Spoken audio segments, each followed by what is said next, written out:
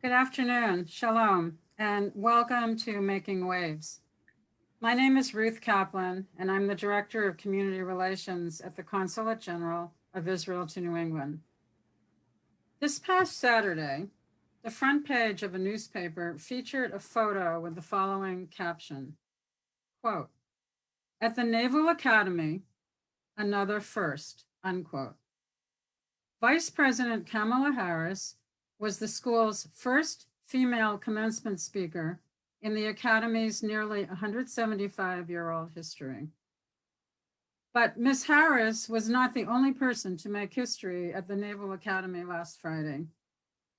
Among the graduates was Midshipman Sydney Barber, the first Black woman in the Academy's history to serve as a brigade commander. Harris and the midshipmen spoke recently on a private Zoom call and complimented each other on being the first Black women in their respective roles. Ms. Harris told her, "You may be the first to do many things, but make sure you're not the last."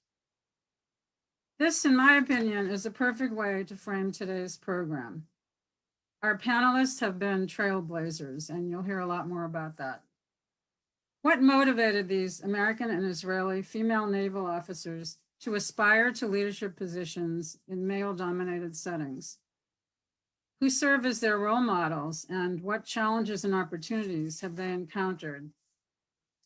And how do they make sure, in the words of our Vice President, that they won't be the last? I'd like to just say a few words about our format this afternoon. First, we'll hear from Ambassador Meron Reuben, to be followed by introductions of each of the panelists, who will then engage in a conversation reflecting on their career paths and on their stories. Based on my earlier encounters with these four amazing women, you are in for a special treat. We plan to leave approximately 10 minutes for audience questions at the end, and then we'll have an opportunity for each panelist to speak for about a minute, and including some final thoughts. Please enter your questions into the Q&A box on your screens. Without further ado, it's my pleasure to welcome Consul General of Israel to New England, Ambassador Meron Reuben, career diplomat who arrived to Boston to assume his current post this past November, and who has held ambassadorial posts throughout Latin America. He served as Israeli ambassador to the United Nations in 2010 to 11, and most recently held the position of Chief of Staff Protocol in Israel for the past 5 years. And perhaps most importantly, he's the father of 2 daughters. Welcome, Ambassador Reuben. Thank you very much, Ruth. Good afternoon, everybody. I'm delighted to welcome our listeners today from New England, Israel, and beyond to this very special opportunity to learn from a panel of 4 remarkable naval leaders representing the militaries of America and Israel. As women, they have a unique perspective to share regarding their military experiences. While I address you as the official representative of the State of Israel to New England, I cannot resist sharing my personal pride as the father of 2 young women, one of whom completed her military service 3.5 years ago, and the other of whom is currently serving Israel as a combat soldier on our southern border. I'd like to offer a few words generally about women in Israel, in the Israeli Defense Forces, of which the Navy is, of course, a vital branch. Unlike the US and most other nations, Israel is one of only a few countries in the world with mandatory military service requirements for women. Currently, this service requirement extends for roughly 2.5 years. The Israeli women on our panel today voluntarily chose to extend their mandatory service by becoming officers. Women have taken part in Israel's military and played a major role in it since and before the founding of the State of Israel in 1948, fulfilling roles within the ground, naval, and air force. Some 90% of all roles in the IDF are open to female candidates. It has been a process over the years for Israeli women to gain full equality, which culminated in 2000 with the Equality Amendment to the Military Service Law, expressly stating that the right of women to serve in any role of the IDF is equal to the right of men. This amendment granted equal opportunities to women who are found physically and personally suitable for a job. Following this law, there's a lengthy list of firsts among women in the IDF breaking glass ceilings. But as we all know, there is still a lot of work that remains to be done. In 2007, the IDF appointed a committee to define women's service in the IDF over the next decade, with the objective of increasing equal opportunities in women's service. I must confess that I'm definitely not an expert on the subject of gender equality in the US military, which is why I'm also thrilled to be able to learn more today from our esteemed panelists. According to Brookings President and retired Marine Corporal General John Allen, the US military has been one of America's most progressive institutions, but also embodies a traditional conservative and in some ways macho culture. Not so different from Israel. It has taken a while to make the military fully accessible to women. While the US military today has never had a higher fraction of women and only has some 16% in the entire force, women first entered the military services in the United States in the 1970s and were allowed to serve on Navy combat ships in the 1990s. As in the case of Israel, also here a lot of progress has been made, but there remains to be work to be done. And it's important once again to emphasize that we are comparing two very different militaries, one which is entirely voluntary and the other one which is a mandatory citizens' army. So let's now hear about the lived experiences of the naval women leaders on this panel who have been part of this groundbreaking contemporary history of shattering glass ceilings and making waves. Thank you.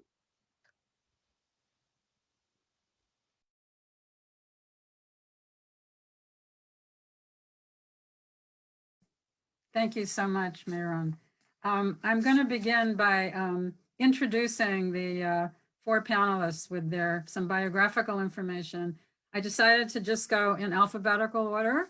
I'm going to start with Rear Admiral Shoshana Chatfield, who is currently serving as the president of the U.S. Naval War College in Newport, Rhode Island, and she's a career naval helicopter pilot. She assumed command of the college in August 1st, 2019, as the 57th president and is the first woman to hold this role. A native of Garden Grove, California, Admiral Chatfield graduated from Boston University in 1987 with a Bachelor of Arts in International Relations and French Language and Literature. She received her commission through the Naval Reserve Officer Training Corps and earned her Wings of Gold in 1989. Admiral Chatfield was awarded the Navy's Political and Military Scholarship and attended the Kennedy School at Harvard, receiving a Master of Public Administration in 1997. In 2009, the University of San Diego conferred upon her a Doctorate of Education. She's a helicopter pilot and former squadron commander who also led a provincial reconstruction team in Farah province, Afghanistan. I just want to say a couple more words about the Naval War College itself, which we're so privileged to have here in our region, in Newport. This college is known as, quote, the Navy's home of thought. It is a graduate institution that provides joint professional military education and master's degrees to military officers and civilian national security employees in programs focused on strategic studies and national defense. The Naval War College is also one of the premier wargaming institutions in the world, providing research analysis and gaming support to the Department and Secretary of the Navy. Welcome, Admiral Chatfield. Next, I'd like to tell you, it's my pleasure to tell you about Lieutenant Commander Or Cohen, who is a former officer in the Israeli Navy and is now in the reserves, having served for 9 years. Hi, Or. During her service, Cohen was the first ever female commander on a combat vessel in the Israeli Navy. I believe that was at what, Or, at age 25? 25, right. Cohen was born and raised in the Moshav of Nitzanei Oz, located in central Israel. She graduated with honors cum laude in the area of multidisciplinary studies at Haifa University in 2012. Today, Or serves as an Israeli community emissary, or in Hebrew that's known as a shlicha, in Rhode Island, where she lives. As part of her work as an emissary, she established a leadership program for 12-year-old girls called Shavot, and maybe she'll share a little bit about that a little bit later. Lieutenant Commander Shenhav Ruttner, hi Shenhav, served as an Israeli Navy operational officer for 13 years. From her start as a junior officer, leading command and control operational shifts, she progressed up the chain of command to become the commander of an Israeli naval base at age, you guessed it, 24. Young, right? Today, Ruttner is the international business development lead of a US-based software company where she's spearheading the company's global market efforts. Shenhav holds a Master of International Affairs from Columbia University and a bachelor's degree in international affairs from the Hebrew University in Jerusalem. And the school that she studied at Columbia is the School of International and Public Affairs. Finally, last but by no means least, we're really thrilled to have with us Lieutenant Junior Grade Kathryn Wesdyk. Hi, Katie. Who just graduated last week from the Harvard Kennedy School with a Master in Public Policy, concentrating in international and global affairs. Previously, she attended the US Naval Academy, where she studied mechanical engineering. She then came to the Kennedy School as part of the Center for Public Leadership's Military Fellowship, known as the Black Family Fellows, and she also joined the leadership team of the Armed Forces Committee. After graduation, which just occurred, she's going to begin her naval career to serve aboard nuclear-powered submarines. So, very impressive women on our panel. I want to start off with maybe the most obvious question, which is why the Navy? What influenced and motivated you to choose a military career, and specifically what drew you to the Navy? I'm going to go in reverse order here and start with Katie, please. Hi, thank you so much. It was really fascinating. I got to actually grow up 15 minutes down the road from the US Naval Academy. We were part of a sponsor program where they pair students with local families. And so I basically grew up with midshipmen as my role models and older siblings. They were a huge inspiration and were the reason that I attended the Naval Academy.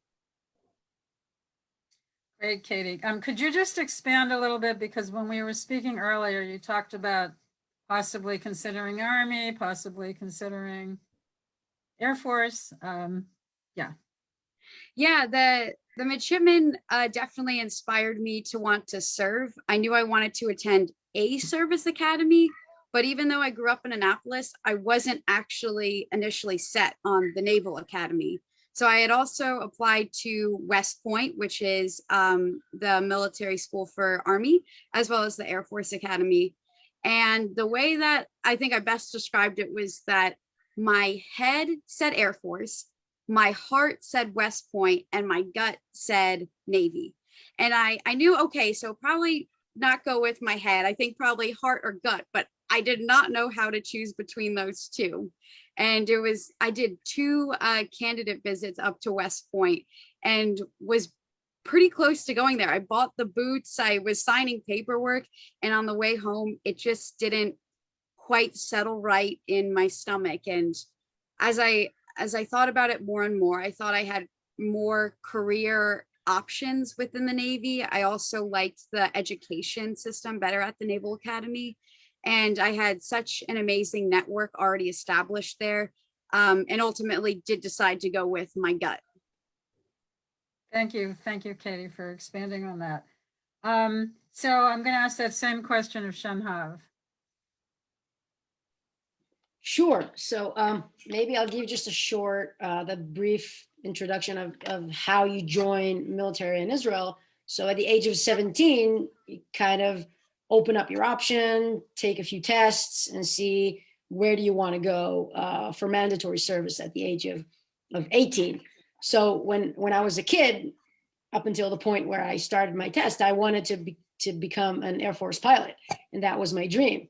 And since the Flight Academy rejected me, I drafted the Navy. But that's the short story. The longer story is that I was looking for a place where I could develop myself personally and influence people's lives as a commander.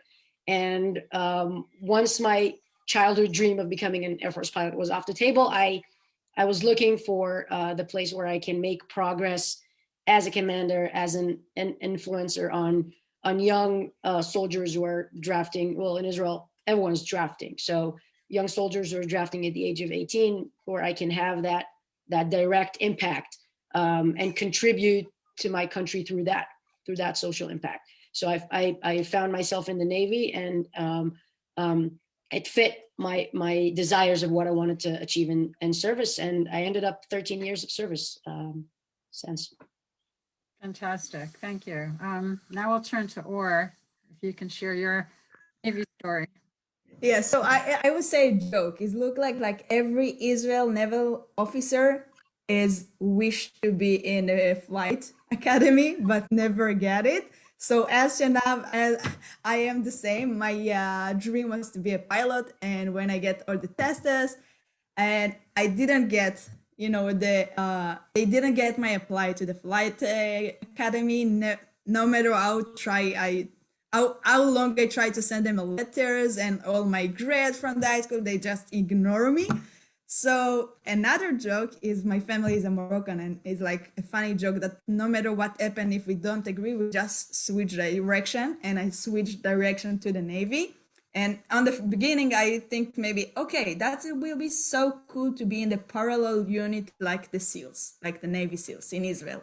And then I will write a lot of letters, one by one, like it's not just a letter, it's like in the time that it was fax and not email. Like now it's very easy. And I send the letters and they ignore, and and just say, I don't really realize what happened. So I just call them and they say, oh, honey is, and it's like, for me, like to call me honey is like very, very make me hungry. Honey, the SEALs, the Israeli SEALs is not open for women, but if you want, we can help you to go to the Israel Naval Academy. So my response was, no thanks, I will get it by myself. And that's the beginning of my novel with the Israel Naval Academy. And yes, I look for something to challenge myself and to put and to push my limit. And in my background, I swim for like a professional swimmer for 7 years, so it's kind of like around the same area. Thank you, Or. We'll talk about swimming in a moment too. Admiral, could you share with us your fascinating story of what drew you to the Navy? Yes, thank you. And what an honor to be here with this panel today and talking to you about my naval career, because I'm still very energized about being in the Navy and being able to represent the Navy at this level. It's an honor to be here at the Naval War College, where so much of our naval strategy and strategists have been influenced, and the work that's done here every day continues to inspire me. We've got a great faculty and staff and gifted students, and it's just such an energizing and inspirational environment here. I was maybe not as inclined to consider military service when I was young. I was thinking about a lot of other things. I had been an exchange student in Montreal in my 11th grade year. So when I came back in 12th grade, it was a little hard to shift focus about what I wanted to do. But there's always this aspect of duality in everything that I do. A balance, one thing that I want to do and one thing that I should do, or one thing that I must do, compensating with something that I also want to do. So I had made my applications to college, one in liberal arts and one in theater arts. And when I got the acceptance from Boston University in liberal arts, and I had applied there because of the international relations program, I went across the country on a Greyhound bus from California. That's, that a decision was largely economically driven, but you have a lot of reflecting time, in 4 days when you're driving across, or a passenger in a bus across America. And I fell in love with the idea of serving this country. And so when I got to Boston University, I got off the bus, dumped my luggage there at West Campus at Boston U, and went down to the George Sherman Union. And the ROTC units were set up there. And so I knew I wasn't really compatible with Army service the way that I had imagined it from television shows. And I thought, well, the Air Force looks so sharp and technology driven, and I was very attracted to that and walked up, and they told me their program was set, and it was a very polite and soft rejection. But when I walked up to the Navy, and I do have a family history of cousins and uncles who have served in the Navy, I walked up to the Navy, and they were so excited to welcome me in and to let me try it. And so I signed up. Really, I walked on without having taken an ASVAB or made an application or anything like that. I walked on into service to see if it fit for me. And that was a really great decision for me. I was able to be awarded a scholarship by the end of that year, which allowed me to continue at Boston University and to make the choices that I have. The Navy has changed a lot. The environment that the Navy operates in has changed a lot. And I would say all for the better. And I've changed a lot inside of the Navy. And I'm really grateful for the opportunity to continue to serve. Thank you so much for sharing that story. I think you told us also something about the swimming requirement to be in the Navy. Could you share that? And I'd like to hear from one of the Israelis as well about what the swimming requirement entails. Well, there is no doubt that being able to swim when you're in the Navy is not just helpful, but also required. And so we do have a lot of people who come into the Navy who aren't very good swimmers. And one of the things that I became aware of the longer I stayed in Navy ROTC, and then ultimately after my commission, was just how much a part of naval flight training swimming is. And so we did have to swim, well, besides demonstrating all of the survival strokes, because then you're going to operate off of ships and over the water. And if something happens, you may go overboard. And so being able to successfully navigate jumping into the water from a height of, say, an aircraft carrier flight deck drove that requirement at our service academies to be able to go off a 10-meter board, to be able to swim underwater to the end of the pool, to be able to disentangle from a parachute, to be able to egress from a helicopter or cockpit under the water, and unfortunately for some of my peers, to be able to swim a mile in a flight suit. And fortunately at Boston University, I took probably the most helpful and best and most life-altering course that I took was swimming and conditioning for a half a credit. And I had become a swimmer for my fitness. And so swimming a mile in a flight suit was not the thing that was going to be my challenge to overcome, but it certainly was for others. Thank you for sharing that. Ora, would you like to speak to a little, just for a minute or less, about swimming and the requirement? the Israeli Yeah. Navy? Yeah, I would love to. So in the Israeli Navy, we also practice in swimming, as the same reason that the Admiral Chatfield said. But it's really funny story about me and swimming as a professional swimmer. In the base training, I always really wondering if they want me to swim as faster than my commander. And then they realize that I am swimming. I am a professional swimmer. So always when I swim and back, I came the first one, and they duplicate my my distance because I swim fast.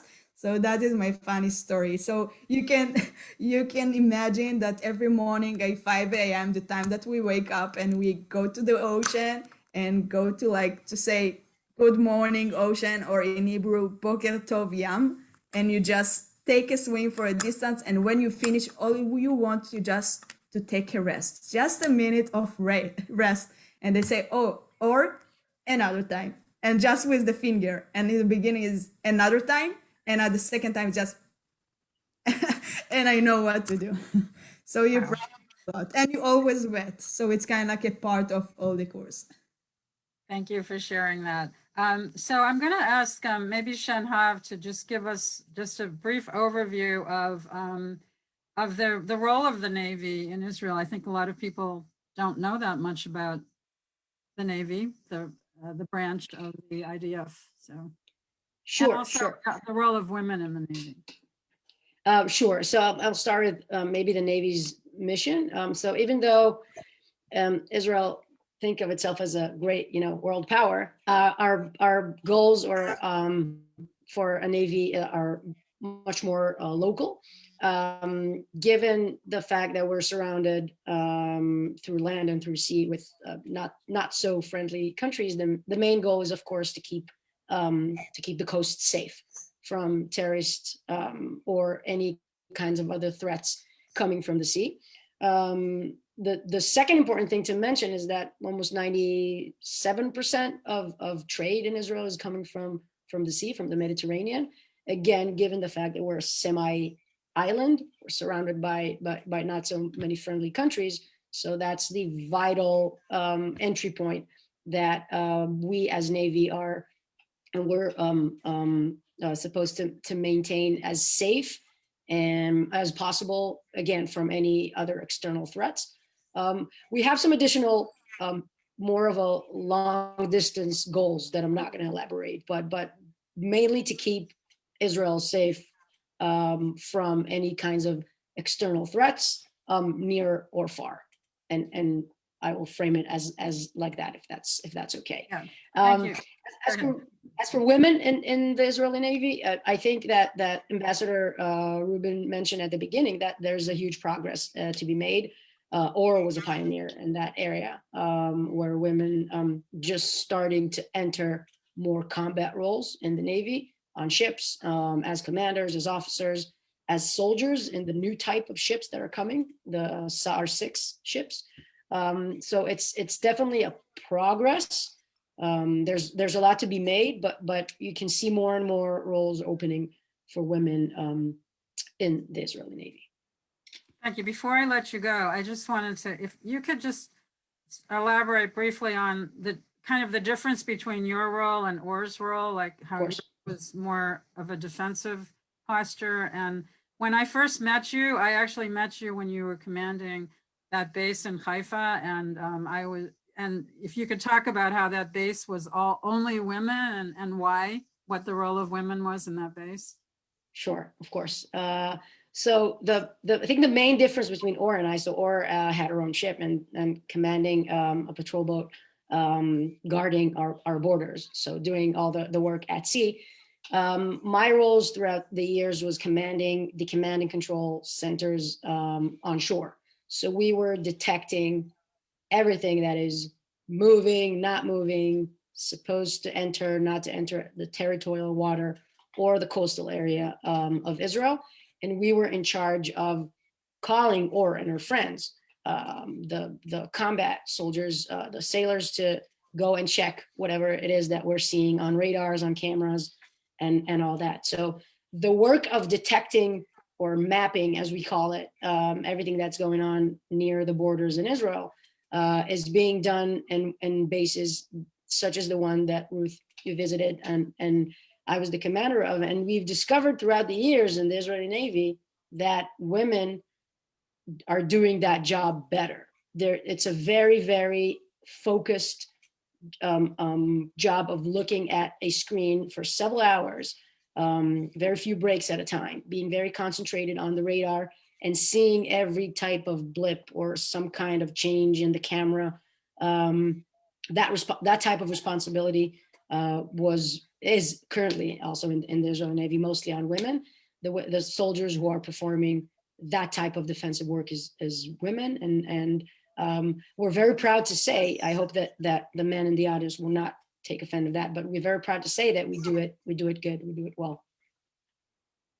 Thank you, Shenhav. I'm gonna call on you in a minute, or because I know you want to say something, but first I'd like to have Admiral Chatfield give us kind of the mission of the U.S. Navy.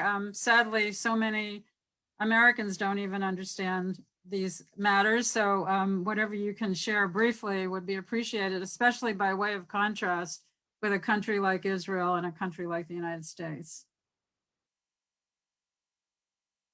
I think you need to unmute. Yeah, perfect. So thank you for the question. I think that the largest contrast is that the US Navy sees itself more as a global or a globally capable force.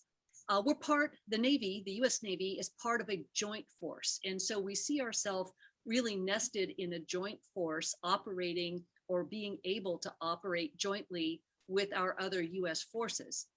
We predominantly see ourselves as operating forward, which would be away from our own shores. We do a lot of training and readiness in our own waters, but as we see our mission to, as guarantors of peace and stability, keeping open the sea lanes, so that is for our own prosperity and for global prosperity.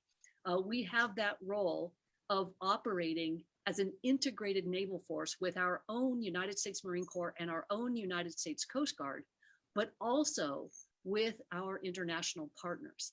And that's a very, very important aspect to us, is to be able to be interoperable and to integrate our forces with others in that mission of making sure that we have free and open sea lanes and that commerce can flow freely between countries. It's a very important part of our security mission and our US identity. It is such an interesting contrast to look at these two navies. Or I know you wanted to add something earlier.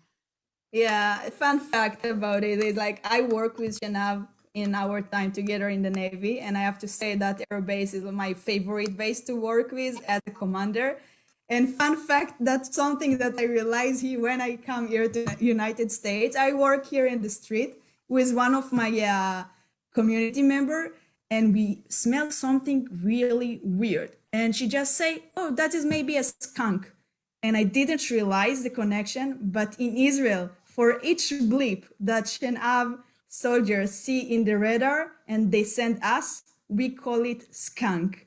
So it's smell weird. We know that it's there. We don't really actually where it is, but it's skunk. And it's kind of like something that you don't want to say because it's kind of like something like too bad to it, because we can wake up at night like 7 times for each skunk.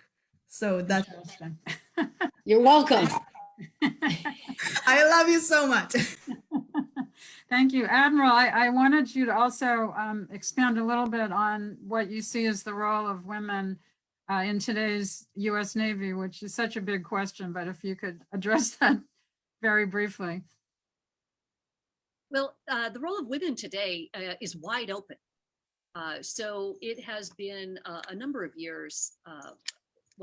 You could go all the way back to 1993 to the removal or the removal of the combat exclusion law for many of our specialties, and then into the teens here, where we removed the restrictions to all other of our military specialties, and each of the services was assigned through our highest level of leadership was assigned to examine the role of women and how they might serve in those positions. And so that's when you really saw the types of jobs that women could do went wide open. And now you're seeing another round of firsts in women, not just in the Navy, but across the services, things that had been closed in the past, but now are being accessed, and we're seeing success of women in those programs.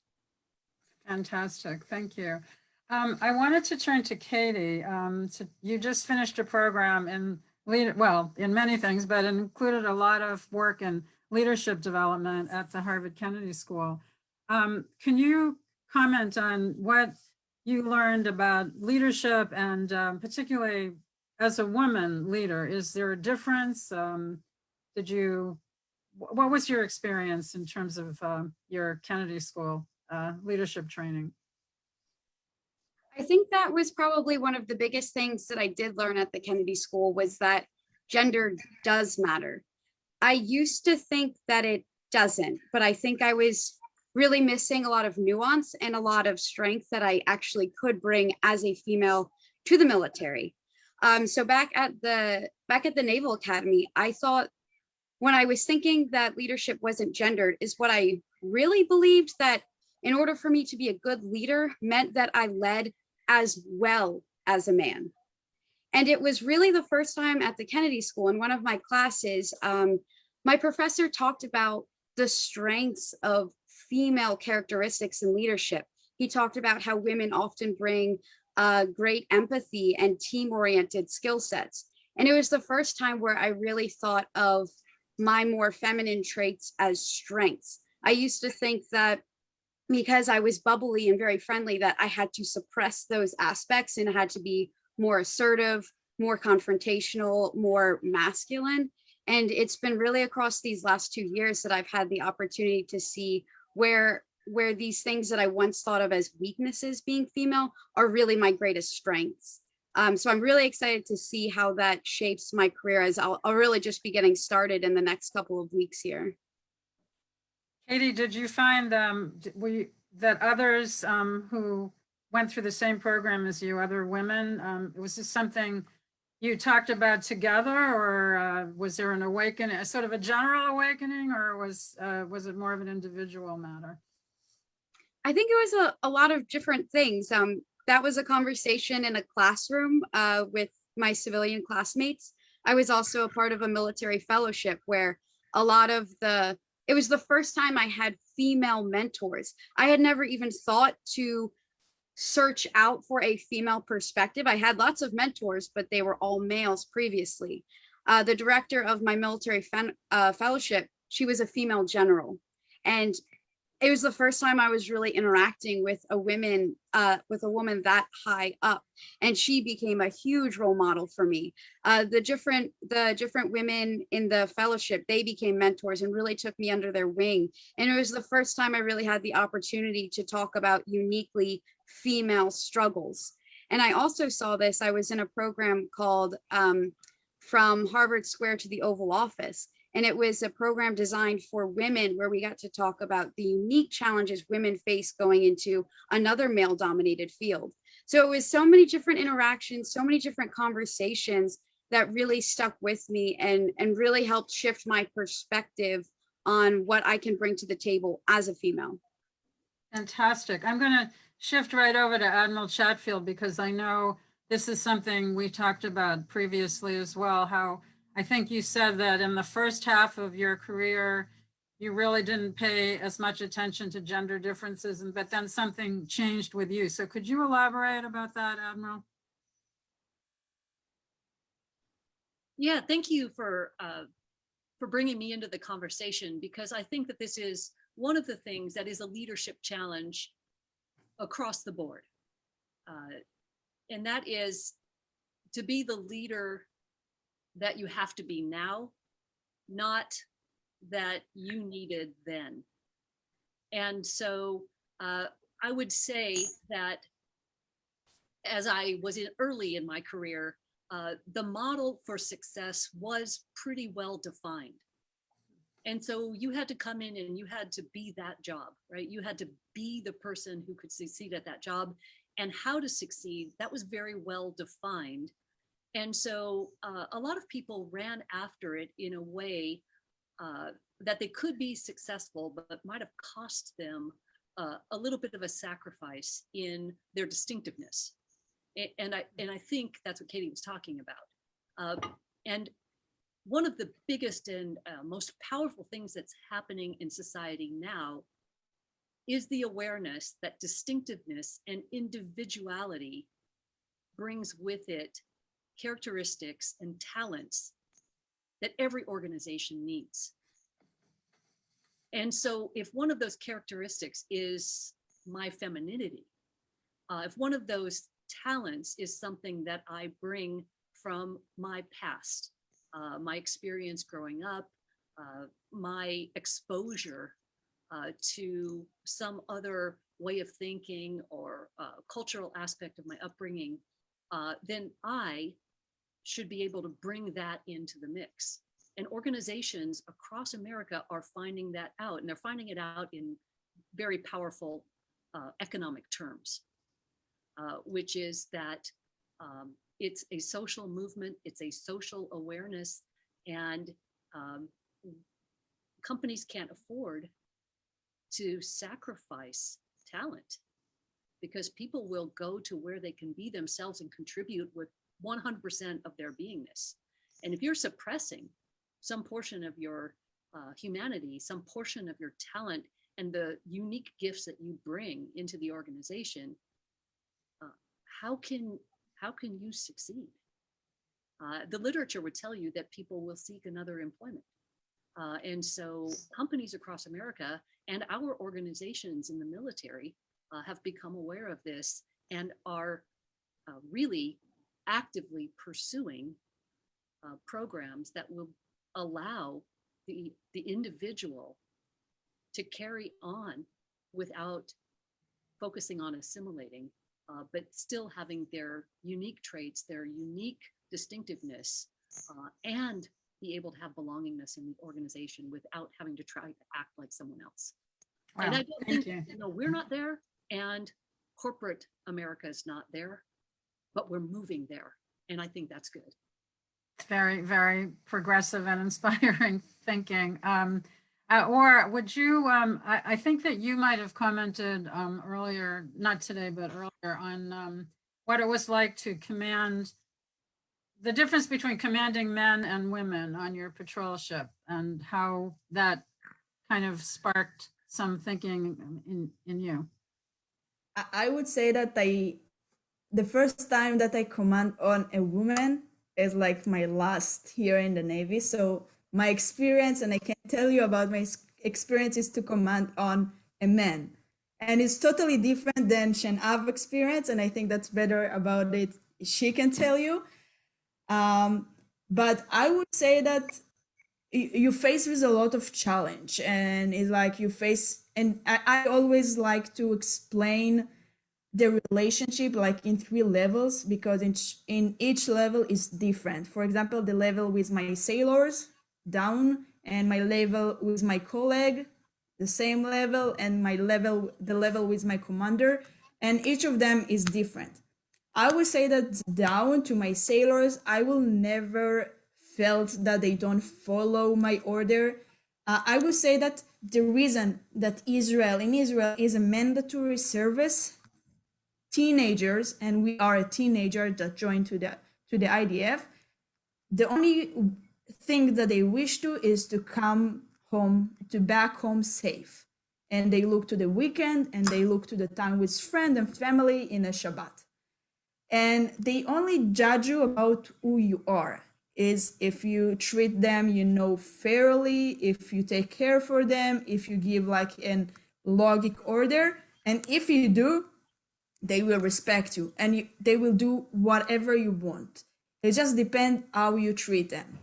The level with my colleague, I have to say that is really bit challenging more than the other, because in the beginning, they look at me in the Israel Naval Academy, and they don't say that, but I felt it, that they think it's like a political thing, like every course have to be like percentage of women. So I have to prove myself. So that is the reason that I swim the fast as I can. That is the reason that I feel that I cannot handle any mistake. So anything that I did or any mistake that I did as a mistake as a human, I just felt that I have to cover it. I have to change it. I have to fix it. And that's take a little bit a while, kind of like few months to change that, I give the receipts and they see what I can do and they appreciate me as myself. So it's changed. But the most difficult is with my commander, because the Israel Navy, we don't have a lot of women in the combat base. It's depend, because it's not enough women officers. There are not women combat soldiers in my time. So it's different. It's kind of like we are unusual. It's like they don't really know how to deal with it. And as a person, you really little bit afraid or scared from something that is different than you. So to see a different commander than you in a place that my commander is the responsibility to my next rank, to my next position, they try to check and to test me if I fit inside like the model of the commander in their eyes. Because it's not something that is right, I follow the rules, I aim the target or etc. It's like they give the opinion as they know in their eyes. So in that space, it's really challenging. And a lot of time during my service, I felt like they expect me to be someone, and I don't really feel comfortable with it. And it's taken time to understand, as Katie said, and I just feel it, in my experience, it takes time just to me to realize that it's okay to be myself and not someone that they expect me to be. And I have to say, it didn't happen in the beginning, just after a long time, after like few years that, they know who I am, and I feel comfortable to show who is really Or. Thank you, Or. That's a beautiful way of putting it.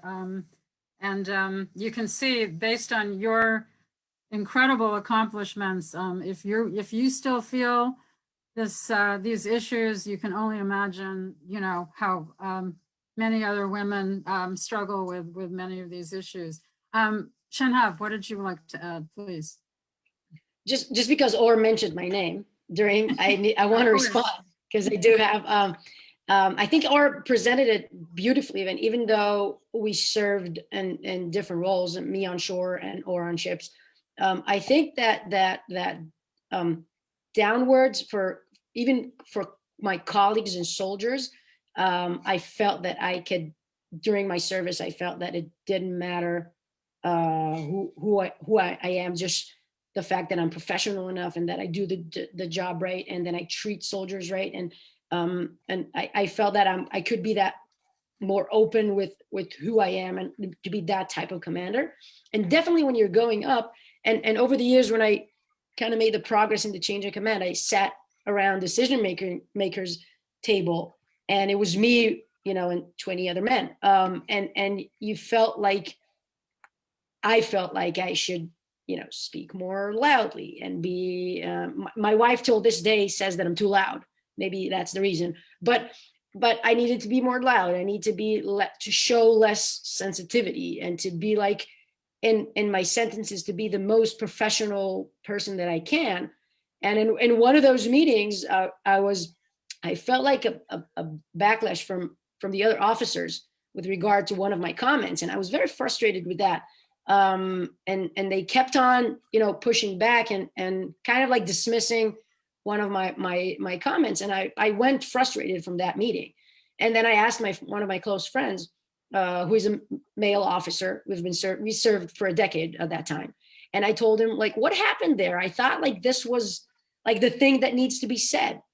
And he said something like, oh, those two guys that commented, they don't like that you're a woman. They don't like that you're here. So, I mean, and I didn't know if I should like get like relaxed. All right, it's because of that, or just to get more angry because on the one hand they didn't listen to me, on the other hand it apparently not from professional reasons, and that was I felt the biggest challenges was with the older generations.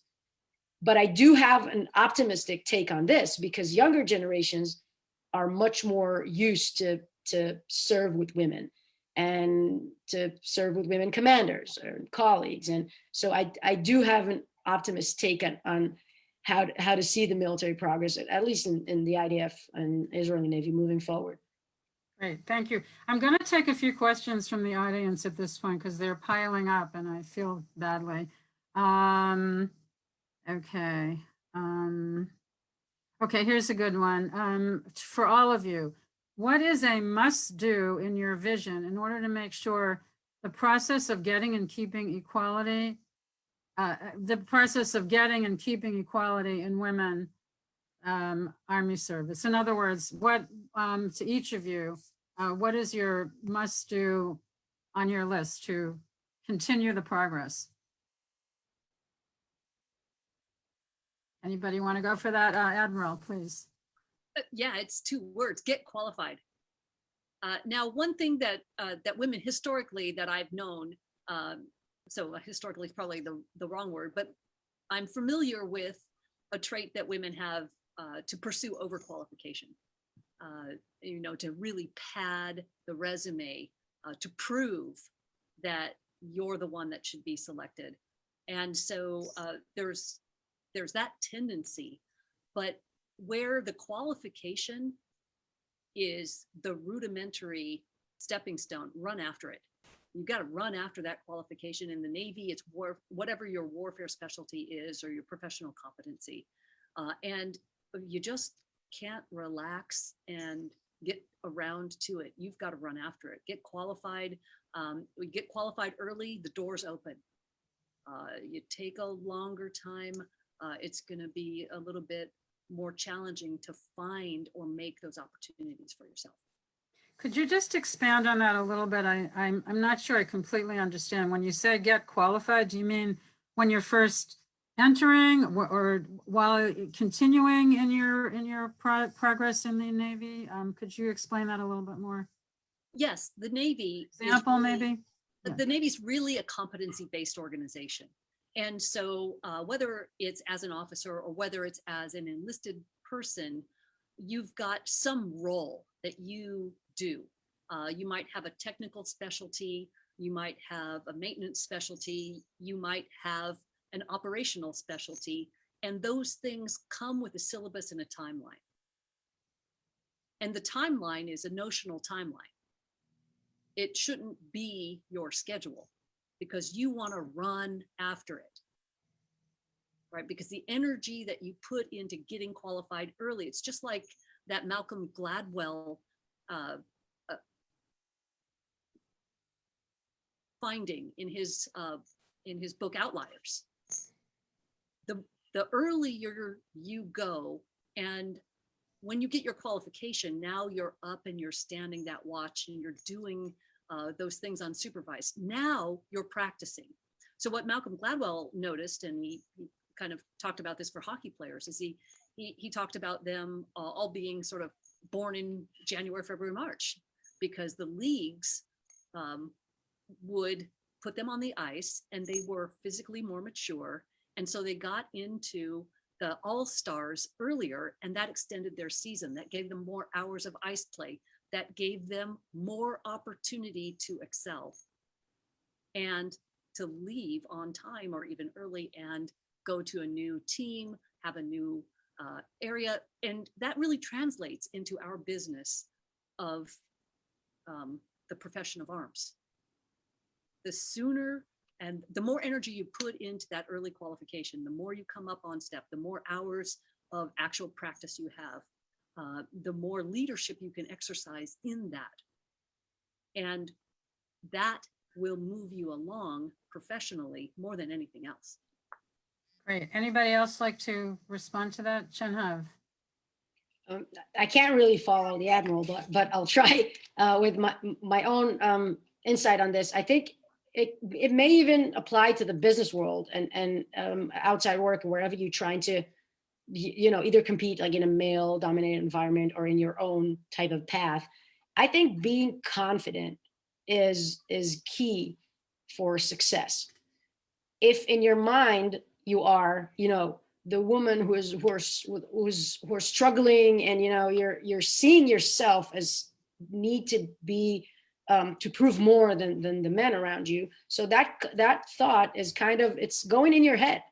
If you come confident enough, and like the Admiral said, if you know you're qualified and you're coming with the confidence as equal, you will feel more equal and you will be able to push yourself forward. Not to say that the environment doesn't matter, or that outsiders are not influencing your leadership, but if you come confident, I think it gives you the engine to move forward. It gives you a good platform to start from.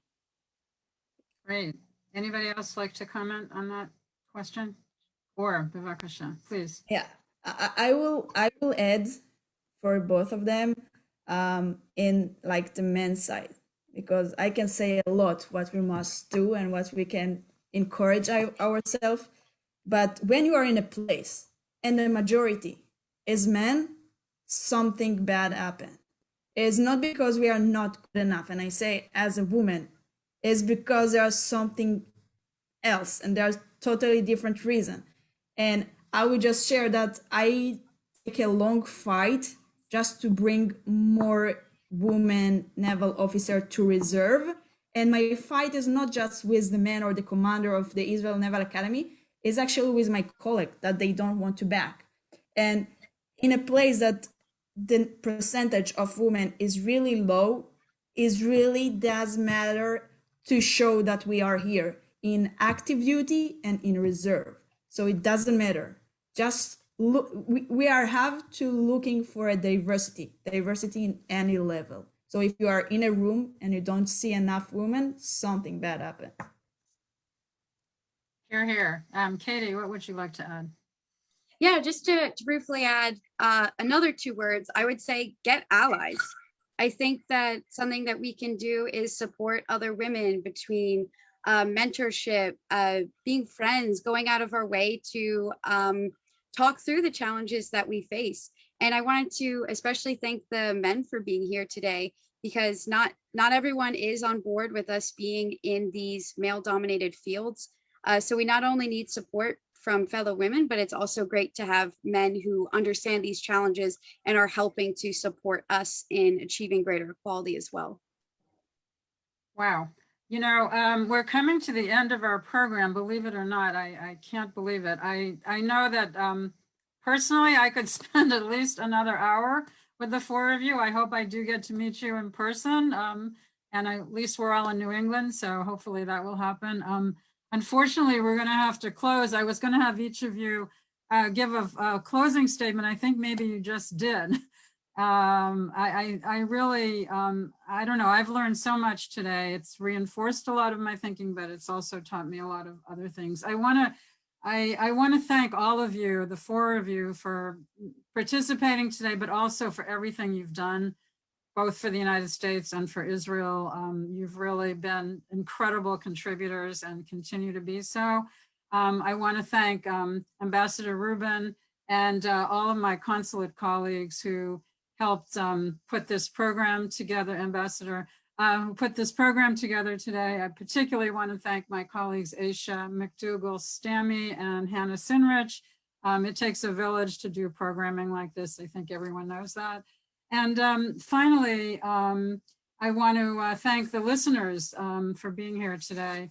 As Katie said, we need allies, we need men to hear these messages. And on a very personal note, I just want to say that I am the daughter of my late father was a brigadier general in the Army Reserve. He was very proud, a World War II veteran, to have achieved that role. And I feel his presence very strongly here today, smiling down on all of you and feeling the patriotism you feel for both America and Israel.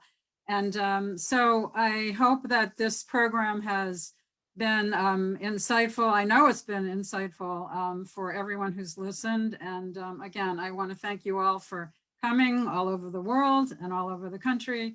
And thank you to our panelists for a really incredible and thought-provoking conversation this afternoon. So to be continued, I hope. Thank you all so much. Have a wonderful day.